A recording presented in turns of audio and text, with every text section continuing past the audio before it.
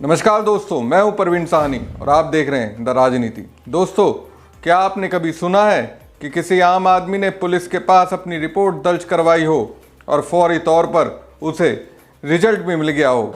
सोचिए, कोई chartered plane से आसमान की ऊंचाइयों पर रफ्तार के साथ अपने गंतव्य की ओर बढ़ रहा है। अचानक से वो प्लेन अपनी उसी जगह पर आ जाता है। दोस्तों, ऐसा कभी आपने सुना नहीं होगा, लेकिन महाराष्ट्र की सरकार ने अपने एक नेता के लिए सब कुछ कर दिया, जिसे आप सत्ता का रसूख भी कह सकते हैं। ये कहने के लिए मजबूर हो जाएंगे, ये नेता सरकार से भी ऊपर हैं। और तो और दोस्तों, नेताजी ने अपने और अपने परिवार के लिए जिसे आफत मानी, वो आफत थी ही नहीं, नेताजी के बेटे की मौज मस्ती थी। दोस्तों, महाराष्ट्र में सत्ताधारी पार्टी के एक नेता के बेटे के सीक्रेट ट्रिप को रोकने के लिए ऐसा हुआ, जो अब तक नहीं हुआ। अब ऐसा हुआ तो फिर महाराष्ट्र में देवेंद्र फडणवीस की सरकार की भद पिट गई।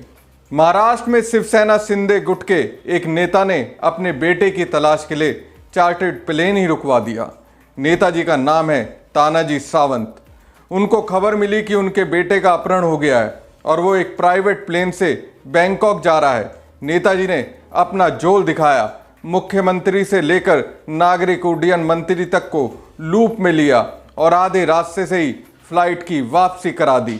दरअसल दोस्तों, महाराष्ट्र के पूर्व मंत्री और शिवसेना के नेता तानाजी सावंत के बेटे ने अपने दोस्तों के साथ बैंकॉक में मौज मस्ती का प्लान बनाया था। प्लान के तहत वो अपने दो दोस्तों के साथ चार्टर्ड प्लेन से बैंकॉक के लिए टेक ऑफ कर गया था। इनका प्लेन भारतीय एयर स्पेस से बाहर जाता, इससे पहले शिंदे के खास शिवसेना नेता तानाजी सावंत के एक फोन ने ऐसा खेल कर दिया कि चारों तरफ हंगामा मच गया, जिसके बाद इस प्लेन को पुलिस ने वापस पुणे एयरपोर्ट पर बुला लिया। दरअसल ये मामला 11 फरवरी का है। महाराष्ट्र के वरिष्ठ नेता तानाजी सावंत के बेटे ऋषिराज सावंत ने अपने दो दोस्तों के साथ बैंकॉक में मौज मस्ती करने का प्लान बनाया था। प्लान के तहत उन्होंने 78 लाख रुपए में 18 सीटर एयरक्राफ्ट बुक किया था। इस एयरक्राफ्ट में पुणे एयरपोर्ट से शाम करीब 4:30 बजे बैंकॉक के लिए उड़ान भरी थी। प्लेन के टेक ऑफ होने के कुछ समय बाद तानाजी सावंत को अज्ञात शख्स ने फोन पर बेटे की किडनैपिंग की जानकारी दी।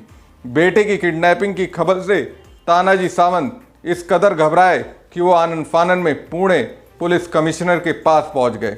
मामला हाई प्रोफाइल था, लिहाजा पुलिस ने भी तत्काल एक्शन लिया। पुलिस के निर्देश पर एटीसी ने पायलट को वापस पुणे एयरपोर्ट पहुंचने के निर्देश दिए।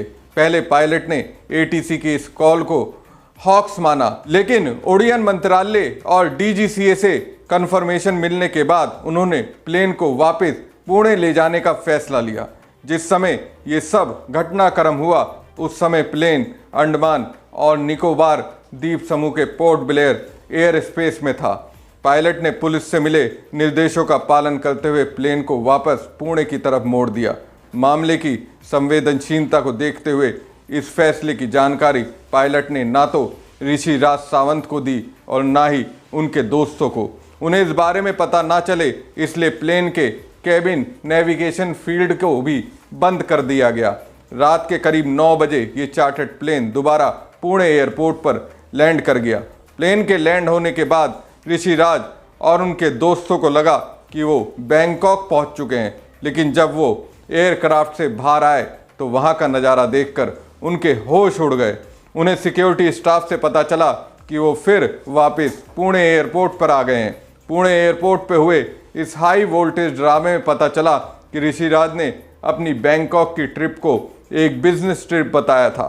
पुणे लौटकर ऋषिराज ने पुलिस को बताया कि उसने एक बिजनेस ट्रिप के लिए फ़्लाइट बुक की थी और इसकी जानकारी अपने परिवार को नहीं दी थी, क्योंकि उसे डर था कि उसके परिवार से इस ट्रिप की अनुमति नहीं मिलेगी, क्योंकि एक हफ्ते पहले ही वो दुबई गया था। पुणे पुलिस के सूत्रों से जो बात पता चली, उसके मुताबिक नागरिक उड्डयन राज्य मंत्री मुरलीधर ने उन्हें नागरिक उड्डयन विभाग से संपर्क करने में मदद की थी, जिसने थाई अधिकारियों से संपर्क कर प्लेन को वापस कराया। इस घटनाक्रम के बाद महाराष्ट्र की राजनीति में अचानक से गर्माहट आ गई। विपक्षी दल ऋषिराज के पिता तानाजी सावंत पर पुलिस का दुरुपयोग करने का आरोप लगा रहे हैं। इस मामले को लेकर विपक्ष सरकार पर हमलावर है।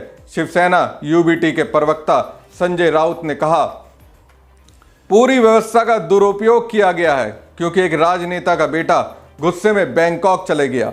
ये सत्ता का खुलेआम दुरुपयोग है। इस मामले में सावंत और मुरलीधर दोनों पर कार्रवाई होनी चाहिए। वहीं एनसीपी नेता और बारामती से सांसद सुप्रिया सूले ने कहा, बीड़ के सरपंच हत्याकांड के एक आरोपी का 2 महीने बाद भी पता नहीं चल पाया और यहां एक पूर्व मंत्री के बेटे को लाने के लिए पूरी व्यवस्था ही बदल दी गई। शिवसेना नेता तानाजी सावंत ने सत्ता के दुरुपयोग के आरोपों को खारिज कर दिया है। साथ ही उन्होंने अपने परिवार में किसी भी विवाद को भी नकार दिया है। उन्होंने दावा किया कि सत्ता का कोई दुरुपयोग नहीं हुआ है, इसे माता पिता के दृष्टिकोण से देखना चाहिए। ऐसे में सवाल यह है कि सिर्फ माता पिता तानाजी सावंत ही हैं, दुनिया में सिर्फ उनका ही बेटा है या फिर औरों का भी परिवार है जिसके अपने किसी न किसी समस्या से परेशान है? तो क्या उसका समाधान मुख्यमंत्री देवेंद्र फडणवीस और उप मुख्यमंत्री एकनाथ शिंदे ऐसे ही करते हैं? दोस्तों, सत्ता का रसूख यही होता है, राजनीति यही होती है। जो देवेंद्र फडणवीस और एकनाथ शिंदे एक दूसरे से भिड़ते दिखते हैं, एक दूसरे को परास्त करने के लिए एक से बढ़कर एक चालें चलते दिखते हैं, वही राजनीति एक मुकाम पर आकर नियमों और कायदों को लेकर बेपरवाह हो जाते हैं। अब यहाँ दोस्तों निष्ठा दिखानी होती है, कहीं ना कहीं ये उनकी राजनीति को सूट करता है। ऐसे में मेरा एक छोटा सा सवाल है कि क्या शिवसेना नेता तानाजी सावंत के बेटे के सीक्रेट ट्रिप को लेकर फडणवीस शिंदे ने जो स्टैंड लिया है, क्या वो इसके लिए शर्मिंदा है? इसी सवाल के साथ दोस्तों मुझे दीजिए इजाज़त। हमारी खबर को ज़्यादा से ज़्यादा शेयर और लाइक कीजिएगा। शुक्रिया।